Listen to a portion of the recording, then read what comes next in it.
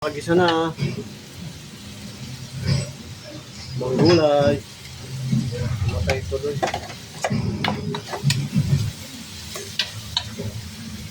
Lagay na yung carrots at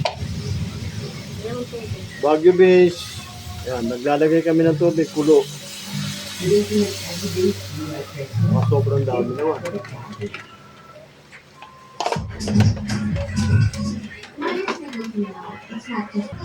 Lagay na rin ang atay.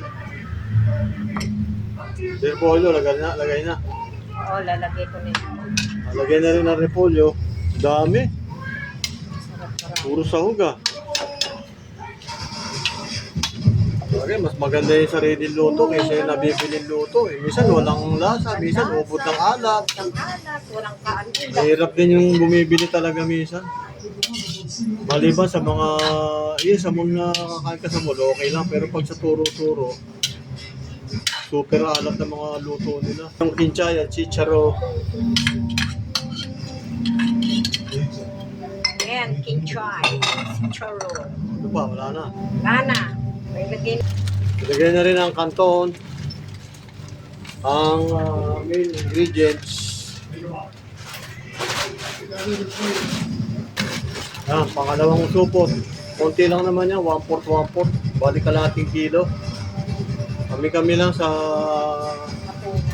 mga apo. Mga manugang ko naglayasan naman eh. Kami lang dito. Bukas na lang sila bumawi.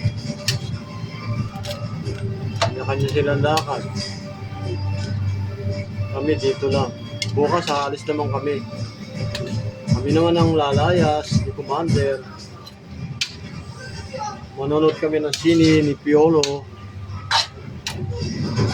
Manila's finest of the faculty. Hanggat malakas pa, layas ng layas.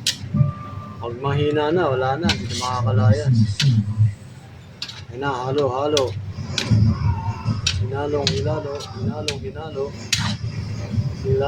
Hilalo. Thank you for watching. Hinalo. Ano? Pahihigayin pa, no? Oo. Hindi masyadong pahihigayin yan. Ano? Higa mo ako eh. Wala ko na. Masarap yung medyo merong konting Ano? sabaw, diba? Sabi mo nga.